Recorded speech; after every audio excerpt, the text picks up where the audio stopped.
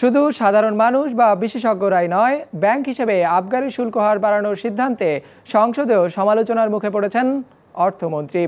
চলতি অর্থবছরের সম্পূরক বাজেট অনুমোদন করতে গিয়ে সংসদ সদস্যরা বলছেন, সরকার ব্যাংকগুলোতে লুটপাটের খেসারত সাধারণ জনগণের উপর চাপিয়ে দিচ্ছে। মাঝার মিলনের রিপোর্ট। চলতি অর্থবছরের সম্পূরক বাজেট নিয়ে সোমবার শুরু হওয়া আলোচনার জের ধরে মঙ্গলবারও বক্তব্য রাখেন সংসদ সদস্যরা। সরকারের উন্নয়ন কর্মকাণ্ডের ধারাবাহিকতা ধরে রাখতে বাড়তি অর্থের প্রয়োজন স্বীকার করেন সবাই, কিন্তু ব্যাংক আমানতের উপর কর বাড়ানোর প্রশ্নে তীব্র বিরোধিতা ছিল বিরোধী দলের সংসদ সদস্যদের। সেখানে গলা মেলায় সরকারি দলও। মানুষ খুব আতঙ্কিত। মানুষ এখন আর ব্যাংকে টাকা রাখতে চায় না। কোথায় রাখবে?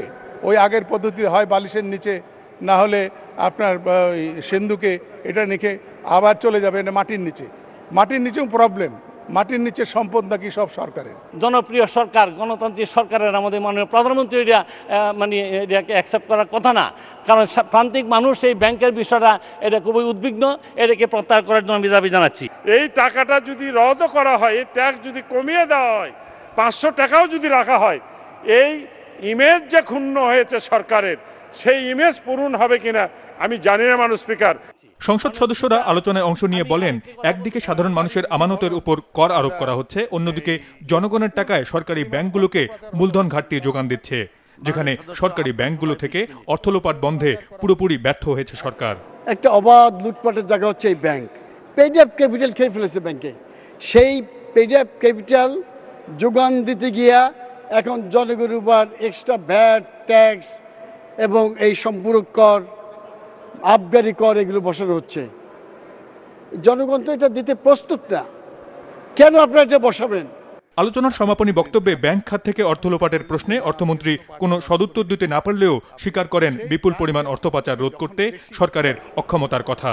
টাকা পাচার যেটা হয় সেটা বেআইনি, সেটা রুদ্ধ করার সুযোগ নেই। যেটা আমরা করতে পারি সেটা হলো টাকা পাচারের সুযোগ কমানো। সংসদ সদস্যরা ব্যাংক আমানতের উপর কর বাড়ানোর সমালোচনা করলেও এর পক্ষে নিজের অনড় অবস্থান তুলে ধরেন অর্থমন্ত্রী। যে ব্যাংকের আমানতের উপর কর ধার্য, এটা নতুন কিছু নয়, আপনারা দিচ্ছেন। আমি করের হারটা একটুখানি বাড়িয়েছি, এটাই একমাত্র তফাৎ। এটা নতুন কোনো কর নয়, এটা আপনারা অনবরত দিয়ে যাচ্ছেন বহু বছর ধরে।